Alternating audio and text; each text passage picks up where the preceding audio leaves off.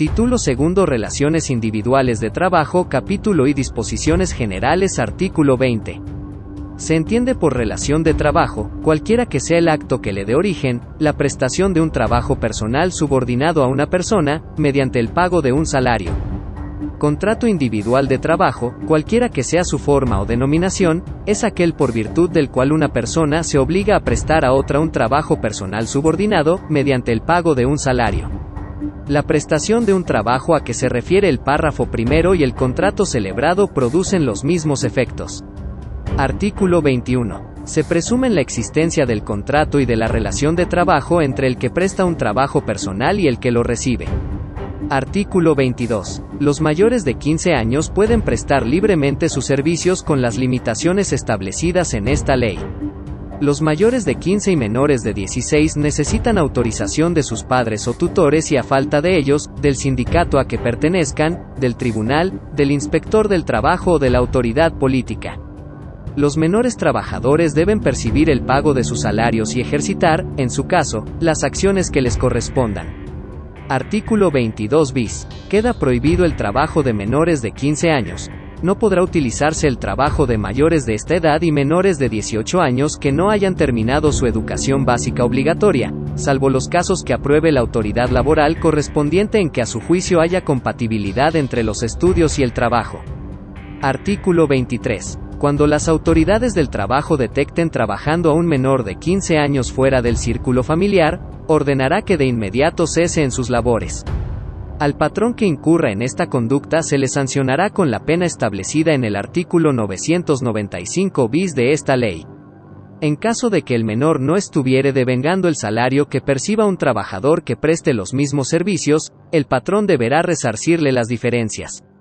Queda prohibido el trabajo de menores de 18 años dentro del círculo familiar en cualquier tipo de actividad que resulte peligrosa para su salud, su seguridad o su moralidad, o que afecte el ejercicio de sus derechos y, con ello, su desarrollo integral. Se entenderá por círculo familiar a los parientes del menor, por consanguinidad, ascendientes o colaterales, hasta el segundo grado. Cuando los menores de 18 años realicen alguna actividad productiva de autoconsumo, bajo la dirección de integrantes de su círculo familiar o tutores, estos tendrán la obligación de respetar y proteger los derechos humanos de los menores y brindar el apoyo y las facilidades necesarias para que los mismos concluyan, por lo menos, su educación básica obligatoria. Artículo 24. Las condiciones de trabajo deben hacerse constar por escrito cuando no existan contratos colectivos aplicables. Se harán 2 ejemplares, por lo menos, de los cuales quedará uno en poder de cada parte. Artículo 25. El escrito en que consten las condiciones de trabajo deberá contener, primero, nombre, nacionalidad, edad, sexo, estado civil, clave única de registro de población, registro federal de contribuyentes y domicilio del trabajador y del patrón. Segundo, si la relación de trabajo es para obra o tiempo determinado, por temporada, de capacitación inicial o por tiempo indeterminado y, en su caso, si está sujeta a un periodo de prueba. Tercero, el servicio o servicios que deban prestarse, los que se determinarán con la mayor precisión posible. Cuarto, el lugar o los lugares donde deba prestarse el trabajo. Quinto, la duración de la jornada. Sexto, la forma y el monto del salario. Séptimo, el día y el lugar de pago del salario. Octavo, la indicación de que el trabajador será capacitado o adiestrado en los términos de los planes y programas establecidos o que se establezcan en la empresa, conforme a lo dispuesto en esta ley. Y noveno, otras condiciones de trabajo tales como días de descanso, vacaciones y demás que convengan el trabajador y el patrón. Décimo, la designación de beneficiarios a los que refiere el artículo 501 de esta ley, para el pago de los salarios y prestaciones devengadas y no cobradas a la muerte de los trabajadores o las que se generen por su fallecimiento o desaparición derivada de un acto delincuencial. Artículo 26. La falta del escrito a que se refieren los artículos 24 y 25 no priva al trabajador de los derechos que deriven de las normas de trabajo y de los servicios prestados, pues se imputará al patrón la falta de esa formalidad. Artículo 27. Si no se hubiese determinado el servicio o servicios que deban prestarse, el trabajador quedará obligado a desempeñar el trabajo que sea compatible con sus fuerzas, aptitudes, estado o condición y que sea del mismo género de los que formen el objeto de la empresa o establecimiento.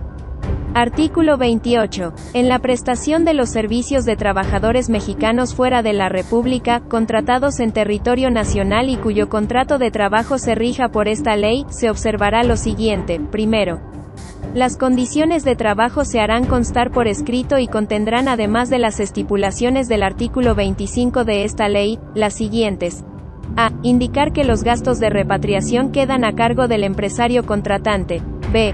Las condiciones de vivienda decorosa e higiénica que disfrutará el trabajador, mediante arrendamiento o cualquier otra forma. C. La forma y condiciones en las que se le otorgará al trabajador y de su familia, en su caso, la atención médica correspondiente. Y D. Los mecanismos para informar al trabajador acerca de las autoridades consulares y diplomáticas mexicanas a las que podrá acudir en el extranjero y de las autoridades competentes del país a donde se prestarán los servicios, cuando el trabajador considere que sus derechos han sido menoscabados, a fin de ejercer la acción legal conducente. Segundo, el patrón señalará en el contrato de trabajo domicilio dentro de la República para todos los efectos legales. Tercero, el contrato de trabajo será sometido a la aprobación del Centro Federal de Conciliación y Registro Laboral, el cual, después de comprobar que éste cumple con las disposiciones a que se refieren las fracciones I y 2 de este artículo, lo aprobará. En caso de que el patrón no cuente con un establecimiento permanente y domicilio fiscal o de representación comercial en territorio nacional, el Centro Federal de Conciliación y Registro Laboral fijará el monto de una fianza o depósito para garantizar el cumplimiento de las obligaciones contraídas. El patrón deberá comprobar ante dicho centro el otorgamiento de la fianza o la constitución del depósito. Cuarto, el trabajador y el patrón deberán anexar al contrato de trabajo la visa o permiso de trabajo emitido por las autoridades consulares o migratorias del país donde deban prestarse los servicios. Y quinto, una vez que el patrón comprueba ante el Centro Federal de Conciliación y Registro Laboral que ha cumplido las obligaciones contraídas, se ordenará la cancelación de la fianza o la devolución del depósito que ésta hubiere determinado.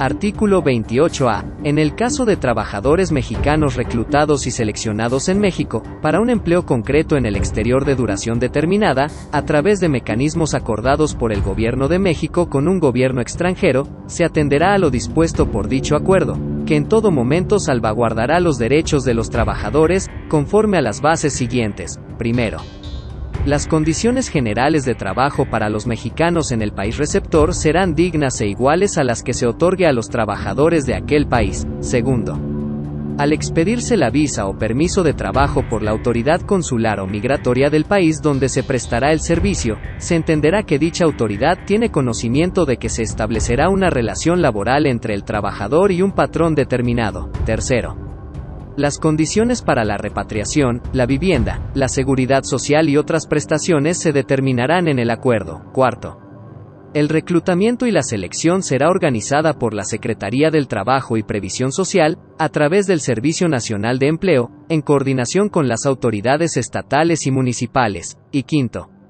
contendrá mecanismos para informar al trabajador acerca de las autoridades consulares y diplomáticas mexicanas a las que podrá acudir en el extranjero y de las autoridades competentes del país a donde se prestarán los servicios, cuando el trabajador considere que sus derechos han sido menoscabados, a fin de ejercer la acción legal conducente. Artículo 28b. En el caso de trabajadores mexicanos reclutados y seleccionados en México, para un empleo concreto en el exterior de duración determinada, que sean colocados por entidades privadas, se observarán las normas siguientes. Primero, las agencias de colocación de trabajadores deberán estar debidamente autorizadas y registradas, según corresponda, conforme a lo dispuesto en las disposiciones legales aplicables. Segundo, las agencias de colocación de trabajadores deberán cerciorarse de a. La veracidad de las condiciones generales de trabajo que se ofrecen, así como de las relativas a vivienda, seguridad social y repatriación a que estarán sujetos los trabajadores. Dichas condiciones deberán ser dignas y no implicar discriminación de cualquier tipo. Y b. que los aspirantes hayan realizado los trámites para la expedición de visa o permiso de trabajo por la autoridad consular o migratoria del país donde se prestará el servicio. Tercero, las agencias de colocación deberán informar a los trabajadores sobre la protección consular a la que tienen derecho y la ubicación de la embajada o consulados mexicanos en el país que corresponda, además de las autoridades competentes a las que podrán acudir para hacer valer sus derechos en el país de destino. En los casos en que los trabajadores hayan sido engañados respecto a las condiciones de trabajo ofrecidas, las agencias de colocación de trabajadores serán responsables de sufragar los gastos de repatriación respectivos. La Inspección Federal del Trabajo vigilará el cumplimiento de las obligaciones contenidas en este artículo. Artículo 29. Queda prohibida la utilización de menores de 18 años para la prestación de servicios fuera de la República, salvo que se trate de técnicos, profesionales, artistas, deportistas y, en general, de trabajadores especializados. Artículo 30. La prestación de servicios dentro de la República, pero en lugar diverso de la residencia habitual del trabajador y a distancia mayor de 100 kilómetros, se regirá por las disposiciones contenidas en el artículo 28, fracción I, en lo que sean aplicables. Artículo 31. Los contratos y las relaciones de trabajo obligan a lo expresamente pactado y a las consecuencias que sean conformes a las normas de trabajo, a la buena fe y a la equidad. Artículo 32. El incumplimiento de las normas de trabajo por lo que respecta al trabajador solo da lugar a su responsabilidad civil, sin que en ningún caso pueda hacerse coacción sobre su persona. Artículo 33. Es nula la renuncia que los trabajadores hagan de los salarios devengados, de las indemnizaciones y demás prestaciones que deriven de los servicios prestados, cualquiera que sea la forma o denominación que se le dé. Todo convenio o liquidación, para ser válido, deberá hacerse por escrito y contener una relación circunstanciada de los hechos que lo motiven y de los derechos comprendidos en él. Será ratificado ante los centros de conciliación o al tribunal según corresponda, que lo aprobará siempre que no contenga renuncia de los derechos de los trabajadores. Cuando el convenio sea celebrado sin la intervención de las autoridades, será susceptible de ser reclamada la nulidad ante el tribunal, solamente de aquello que contenga renuncia de los derechos de los trabajadores, conservando su validez el resto de las cláusulas convenidas. Artículo 34. En los convenios celebrados entre los sindicatos y los patrones que puedan afectar derechos de los trabajadores, se observarán las normas siguientes. Primero, regirán únicamente para el futuro, por lo que no podrán afectar las prestaciones ya devengadas. Segundo, no podrán referirse a trabajadores individualmente determinados. Y tercero, cuando se trate de reducción de los trabajos, el reajuste se efectuará de conformidad con lo dispuesto en el artículo 437. Capítulo 2. Duración de las relaciones de trabajo. Artículo 35. Las relaciones de trabajo pueden ser para obra o tiempo determinado, por temporada o por tiempo indeterminado y en su caso podrá estar sujeto a prueba o a capacitación inicial. A falta de estipulaciones expresas, la relación será por tiempo indeterminado. Artículo 36. El señalamiento de una obra determinada puede únicamente estipularse cuando lo exija su naturaleza. Artículo 37. El señalamiento de un tiempo determinado puede únicamente estipularse en los casos siguientes. Primero, cuando lo exija la naturaleza del trabajo que se va a prestar. Segundo, cuando tenga por objeto sustituir temporalmente a otro trabajador. Y tercero, en los demás casos previstos por esta ley. Artículo 38. Las relaciones de trabajo para la explotación de minas que carezcan de minerales costeables o para la restauración de minas abandonadas o paralizadas, pueden ser por tiempo u obra determinado o para la inversión de capital determinado. Artículo 39. Si vencido el término que se hubiese fijado subsiste la materia del trabajo, la relación quedará prorrogada por todo el tiempo que perdure dicha circunstancia. Artículo 39A. En las relaciones de trabajo por tiempo indeterminado o cuando excedan de 180 días, podrá establecerse un periodo a prueba, el cual no podrá exceder de 30 días, con el único fin de verificar que el trabajador cumple con los requisitos y conocimientos necesarios para desarrollar el trabajo que se solicita. El periodo de prueba a que se refiere el párrafo anterior podrá extenderse hasta 180 días, solo cuando se trate de trabajadores para puestos de dirección, gerenciales y demás personas que ejerzan funciones de dirección o administración en la empresa o establecimiento de carácter general o para desempeñar labores técnicas o profesionales especializadas. Durante el periodo de prueba el trabajador disfrutará del salario, la garantía de la seguridad social y de las prestaciones de la categoría o puesto que desempeñe. Al término del periodo de prueba, de no acreditar el trabajador que satisface los requisitos y conocimientos necesarios para desarrollar las labores, a juicio del patrón, tomando en cuenta la opinión de la Comisión Mixta de Productividad, Capacitación y Adiestramiento en los términos de esta ley, así como la naturaleza de la categoría o puesto, se dará por terminada la relación de trabajo, sin responsabilidad para el patrón. Artículo 39b. Se entiende por relación de trabajo para capacitación inicial, aquella por virtud de la cual un trabajador se obliga a prestar sus servicios subordinados bajo la dirección y mando del patrón, con el fin de que adquiera los conocimientos o habilidades necesarios para la actividad para la que vaya a ser contratado.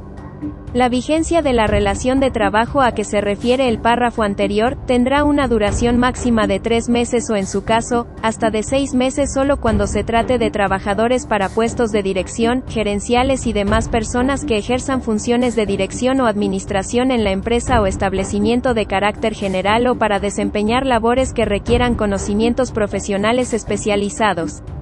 Durante ese tiempo el trabajador disfrutará del salario, la garantía de la seguridad social y de las prestaciones de la categoría o puesto que desempeñe. Al término de la capacitación inicial, de no acreditar competencia el trabajador, a juicio del patrón, tomando en cuenta la opinión de la Comisión Mixta de Productividad, Capacitación y Adiestramiento en los términos de esta ley, así como a la naturaleza de la categoría o puesto, se dará por terminada la relación de trabajo, sin responsabilidad para el patrón. Artículo 39c. La relación de trabajo con periodo a prueba o de capacitación inicial, se hará constar por escrito garantizando la seguridad social del trabajador. En caso contrario se entenderá que es por tiempo indeterminado, y se garantizarán los derechos de seguridad social del trabajador. Artículo 39d. Los periodos a prueba y de capacitación inicial son improrrogables.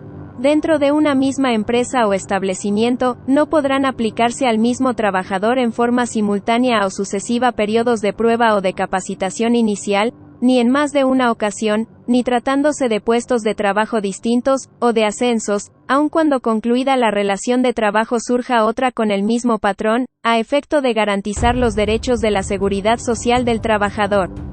Artículo 39e. Cuando concluyan los periodos a prueba o de capacitación inicial y subsista la relación de trabajo, ésta se considerará por tiempo indeterminado y el tiempo de vigencia de aquellos se computará para efectos del cálculo de la antigüedad. Artículo 39f.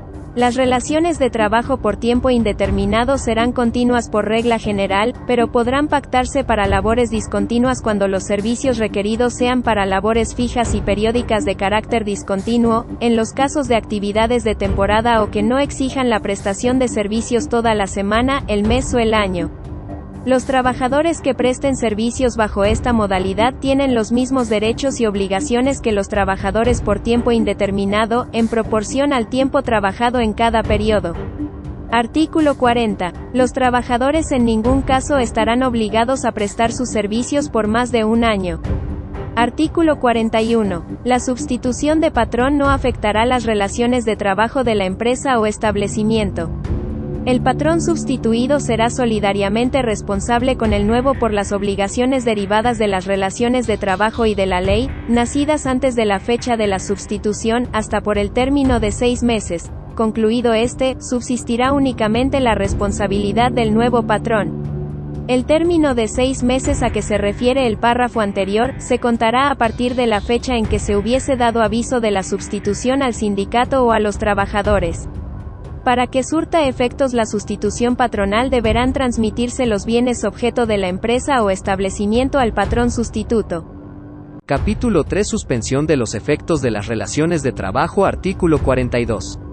Son causas de suspensión temporal de las obligaciones de prestar el servicio y pagar el salario, sin responsabilidad para el trabajador y el patrón. Primero, La enfermedad contagiosa del trabajador. Segundo, la incapacidad temporal ocasionada por un accidente o enfermedad que no constituya un riesgo de trabajo. Tercero, la prisión preventiva del trabajador seguida de sentencia absolutoria. Si el trabajador obró en defensa de la persona o de los intereses del patrón, tendrá éste la obligación de pagar los salarios que hubiese dejado de percibir aquel. Cuarto, el arresto del trabajador. Quinto, el cumplimiento de los servicios y el desempeño de los cargos mencionados en el artículo 5 de la Constitución, y el de las obligaciones consignadas en el artículo 31, fracción 3 de la misma Constitución. Sexto, la designación de los trabajadores como representantes ante los organismos estatales, Comisión Nacional de los Salarios Mínimos, Comisión Nacional para la Participación de los Trabajadores en las Utilidades de las Empresas y otros semejantes. Séptimo, la falta, SIGDOF 4 de junio de 2019, de los documentos que exijan las leyes y reglamentos, necesarios para la prestación del servicio, cuando sea imputable al trabajador. Octavo, la conclusión de la temporada en el caso de los trabajadores contratados bajo esta modalidad. Y noveno, la licencia a que se refiere el artículo 140 bis de la Ley del Seguro Social. Artículo 42 bis. En los casos en que las autoridades competentes emitan una declaratoria de contingencia sanitaria, conforme a las disposiciones aplicables, que implique la suspensión de las labores, se estará a lo dispuesto por el artículo 429, fracción IV de esta ley.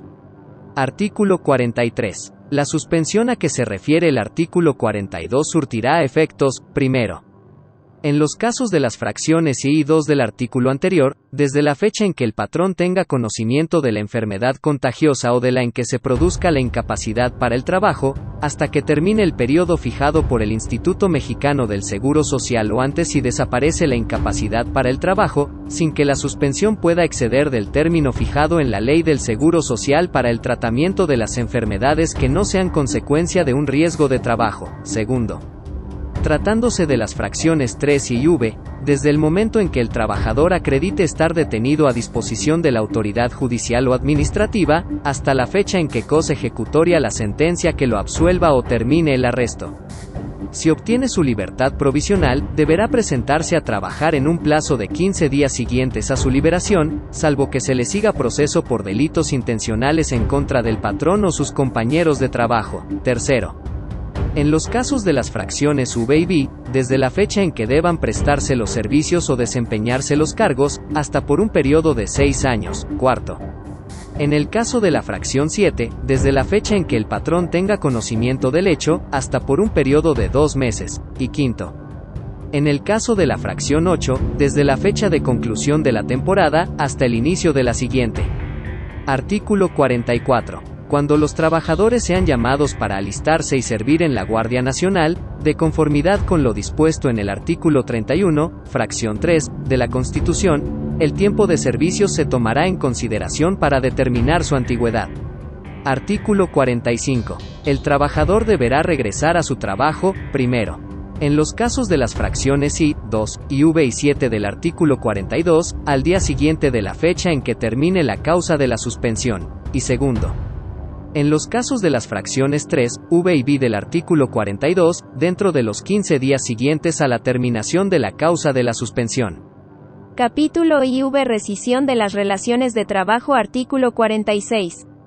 El trabajador o el patrón podrá rescindir en cualquier tiempo la relación de trabajo, por causa justificada, sin incurrir en responsabilidad. Artículo 47. Son causas de rescisión de la relación de trabajo, sin responsabilidad para el patrón, primero, engañarlo el trabajador o en su caso, el sindicato que lo hubiese propuesto o recomendado con certificados falsos o referencias en los que se atribuyan al trabajador capacidad, aptitudes o facultades de que carezca.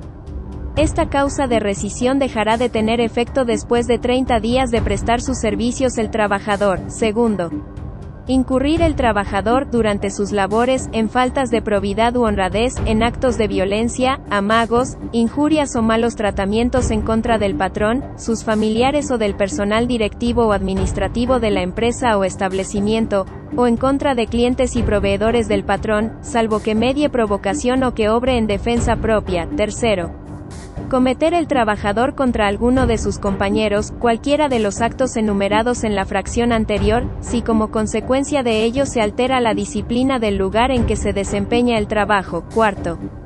Cometer el trabajador, fuera del servicio, contra el patrón, sus familiares o personal directivo administrativo, alguno de los actos a que se refiere la fracción 2, si son de tal manera graves que hagan imposible el cumplimiento de la relación de trabajo. Quinto.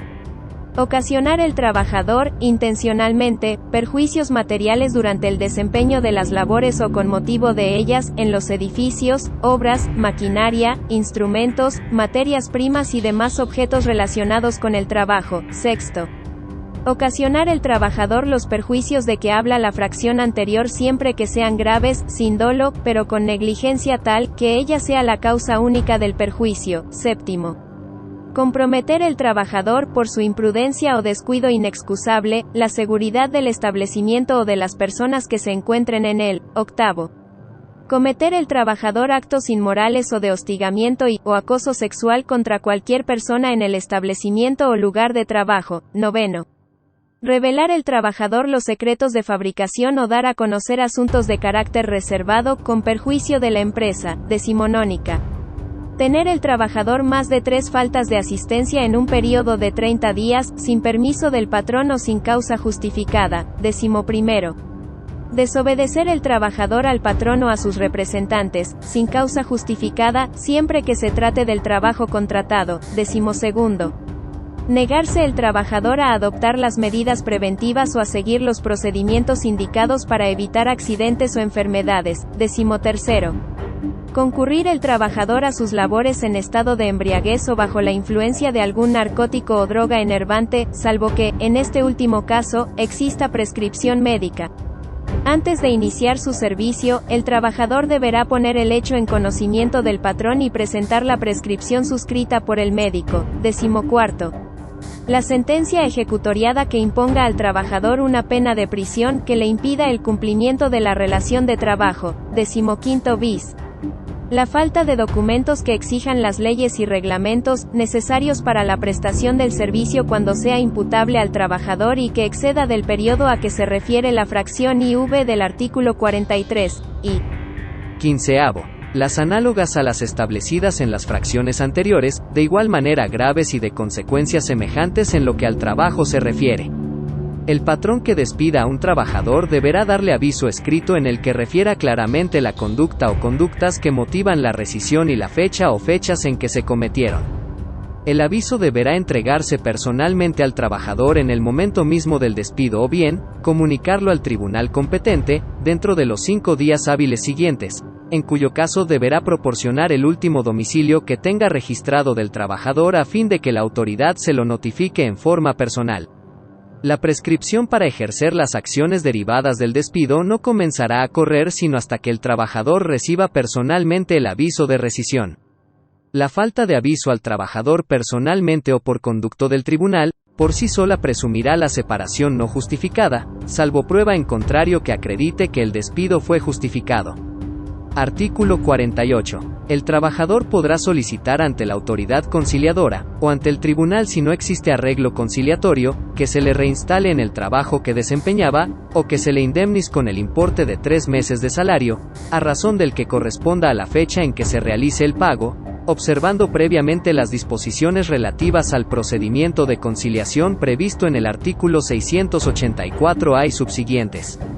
Si en el juicio correspondiente no comprueba el patrón la causa de la rescisión, el trabajador tendrá derecho, además, cualquiera que hubiese sido la acción intentada, a que se le paguen los salarios vencidos computados desde la fecha del despido hasta por un periodo máximo de 12 meses, en términos de lo preceptuado en la última parte del párrafo anterior.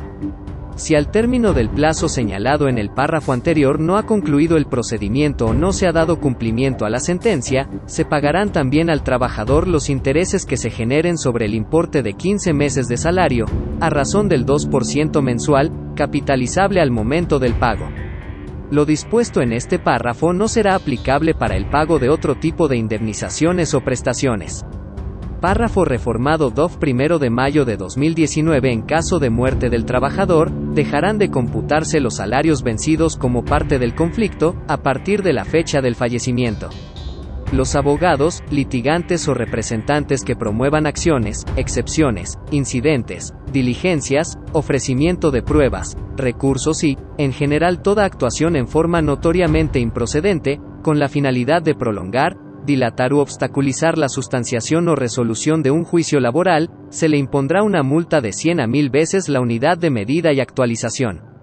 Si la dilación es producto de omisiones o conductas irregulares de los servidores públicos, la sanción aplicable será la suspensión hasta por 90 días sin pago de salario y en caso de reincidencia la destitución del cargo, en los términos de las disposiciones aplicables. Además, en este último supuesto se dará vista al Ministerio Público para que investigue la posible comisión de delitos contra la Administración de Justicia.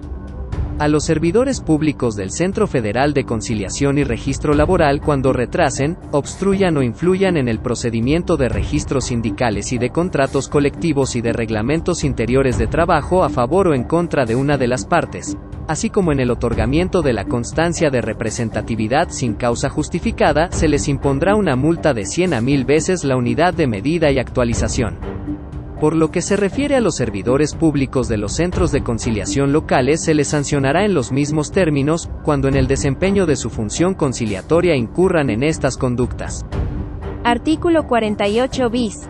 Para efectos del artículo 48 de esta ley, de manera enunciativa se considerarán actuaciones notoriamente improcedentes las siguientes. Primero, tratándose de las partes, abogados, litigantes, representantes o testigos.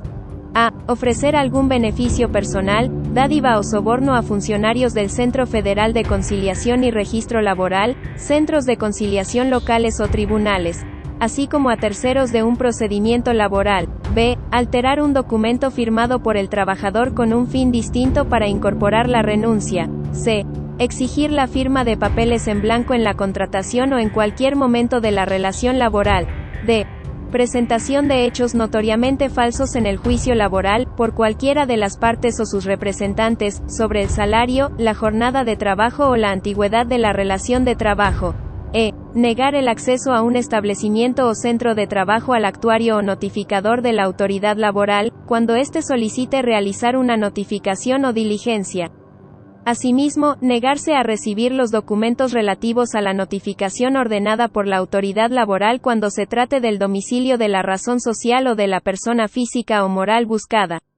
También se considera conducta infractora simular con cédulas fiscales o documentación oficial de otras razones sociales, aun cuando tengan el mismo domicilio, con objeto de evadir la citación al procedimiento de conciliación prejudicial, el emplazamiento a juicio o el desahogo de una prueba, y f. demandar la titularidad de un contrato colectivo de trabajo sin tener trabajadores afiliados al sindicato que labore en el centro de trabajo de cuyo contrato se reclame. Segundo, tratándose de servidores públicos se considerarán actuaciones notoriamente improcedentes. A. Levantar razón de una notificación haciendo constar que se constituyó en el domicilio que se le ordenó realizar la notificación, sin haberse constituido en el mismo. B. Levantar razón de una notificación o cédula de emplazamiento sin que éstas se hayan realizado. C. Omitir efectuar una notificación dentro del plazo establecido por la ley u ordenado por la autoridad laboral. D. Dilatar de manera deliberada la notificación de una audiencia de conciliación, el emplazamiento de un juicio laboral o cualquier notificación personal del procedimiento laboral, para beneficiar a alguna de las partes del procedimiento o para recibir un beneficio de alguna de las partes. E. Recibir una dádiva de alguna de las partes o tercero interesado. F. Retrasar deliberadamente la ejecución de sentencias y convenios que sean cosa juzgada. G. Admitir pruebas no relacionadas con la litis que dilaten el procedimiento. H. Retrasar un acuerdo o resolución más de 8 días de los plazos establecidos en la ley. I. Ocultar expedientes con el fin de retrasar el juicio o impedir la celebración de una audiencia o diligencia. J. Retrasar y obstruir la entrega de la constancia de representatividad sin causa justificada. Y K. Negarse a recibir injustificadamente el trabajador de un organismo público o paraestatal una notificación de un centro de conciliación o un tribunal, o bien obstaculizar su realización, en cuyo caso deberá darse vista al órgano de control interno correspondiente, independientemente de las sanciones que se establecen en la presente ley. Se considera grave la conducta si la dilación es producto de omisiones o conductas irregulares de los servidores públicos. En estos casos, además de las sanciones que sean aplicables conforme a la Ley General de Responsabilidades Administrativas, se les impondrá a quienes resulten responsables una multa de 100 a 1000 veces la unidad de medida y actualización, y se deberá dar vista al Ministerio Público por la posible comisión de delitos contra la Administración de Justicia. Artículo 49. La persona empleadora quedará eximida de la obligación de reinstalar a la persona trabajadora, mediante el pago de las indemnizaciones que se determinan en el artículo 50 en los casos siguientes. Primero, cuando se trate de trabajadores que tengan una antigüedad menor de 1 año. Segundo, si comprueba ante el tribunal que el trabajador, por razón del trabajo que desempeña o por las características de sus labores, está en contacto directo y permanente con él y el tribunal estima, tomando en consideración las circunstancias del caso, que no es posible el desarrollo normal de la relación de trabajo. Tercero, en los casos de trabajadores de confianza. Cuarto, en el trabajo del hogar. Y quinto, cuando se trate de trabajadores eventuales. Para ejercer este derecho, el patrón podrá acudir al tribunal en la vía paraprocesal contemplada en el artículo 982 de esta ley para depositar la indemnización a que se refiere el artículo 50 de esta ley. Para tal efecto, el patrón aportará al tribunal la información relacionada con el nombre y domicilio del trabajador, para que se le notifique dicho paraprocesal, debiendo manifestar bajo protesta de decir verdad que en el caso se actualiza alguna de las hipótesis contempladas en el presente artículo. Con el escrito de cuenta y desglose del monto de la indemnización, el tribunal correrá traslado al trabajador para su conocimiento. Si el trabajador no está de acuerdo con la procedencia o los términos de la indemnización, el trabajador tendrá a salvo sus derechos para demandar por la vía jurisdiccional la acción que corresponda. En caso de que en el juicio se resuelva que el trabajador no se encuentra en ninguna de las hipótesis de este artículo, el depósito de la indemnización no surtirá efecto alguno y el tribunal dispondrá del dinero depositado para ejecutar su sentencia. Si en dicho juicio el tribunal resuelve que se actualiza alguna de las hipótesis contempladas en este artículo, pero el monto depositado es insuficiente para pagar la indemnización, el tribunal condenará al patrón a pagar las diferencias e intereses correspondientes.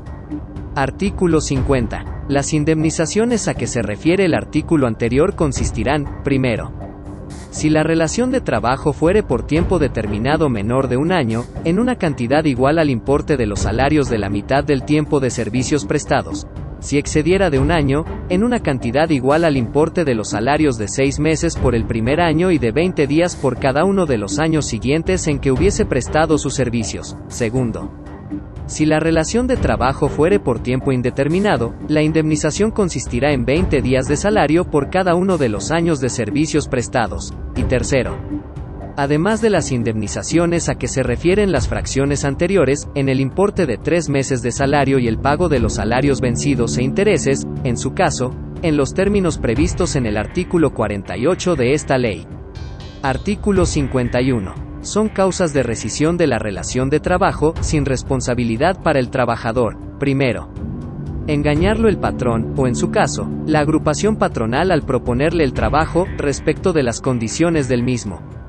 Esta causa de rescisión dejará de tener efecto después de 30 días de prestar sus servicios el trabajador. Segundo, incurrir el patrón, sus familiares o cualquiera de sus representantes, dentro del servicio, en faltas de probidad u honradez, actos de violencia, amenazas, injurias, hostigamiento o acoso sexual, malos tratamientos u otros análogos, en contra del trabajador, cónyuge, padres, hijos o hermanos. Tercero, incurrir el patrón, sus familiares o trabajadores, fuera del servicio, en los actos a que se refiere la fracción anterior, si son de tal manera graves que hagan imposible el cumplimiento de la relación de trabajo. Cuarto, reducir el patrón el salario del trabajador. Quinto, no recibir el salario correspondiente en la fecha o lugar convenidos o acostumbrados. Sexto, sufrir perjuicios causados maliciosamente por el patrón, en sus herramientas o útiles de trabajo. Séptimo, La existencia de un peligro grave para la seguridad o salud del trabajador o de su familia, ya sea por carecer de condiciones higiénicas el establecimiento o porque no se cumplan las medidas preventivas y de seguridad que las leyes establezcan. Octavo. Comprometer el patrón, con su imprudencia o descuido inexcusables, la seguridad del establecimiento o de las personas que se encuentren en él. Y noveno. Exigir la realización de actos, conductas o comportamientos que menoscaben o atenten contra la dignidad del trabajador. Y decimonónica. Las análogas a las establecidas en las fracciones anteriores, de igual manera graves y de consecuencias semejantes, en lo que al trabajo se refiere. Artículo 52. El trabajador podrá separarse de su trabajo dentro de los 30 días siguientes a la fecha en que se dé cualquiera de las causas mencionadas en el artículo anterior y tendrá derecho a que el patrón lo indemnice en los términos del artículo 50. Capítulo V. Terminación de las relaciones de trabajo. Artículo 53. Son causas de terminación de las relaciones de trabajo: primero, el mutuo consentimiento de las partes; segundo, la muerte del trabajador; tercero, la terminación de la obra o vencimiento del término o inversión del capital, de conformidad con los artículos 36, 37 y 38; cuarto, la incapacidad física o mental o inhabilidad manifiesta del trabajador, que haga imposible la prestación del trabajo; y quinto, los casos a que se refiere el artículo 434. Artículo 54. En el caso de la fracción IV del artículo anterior, si la incapacidad proviene de un riesgo no profesional, el trabajador tendrá derecho a que se le pague un mes de salario y 12 días por cada año de servicios, de conformidad con lo dispuesto en el artículo 162, o de ser posible, si así lo desea, a que se le proporcione otro empleo compatible con sus aptitudes, independientemente de las prestaciones que le correspondan de conformidad con las leyes. Artículo 55. Si en el juicio correspondiente no comprueba el patrón las causas de la terminación, tendrá el trabajador los derechos consignados en el artículo 48.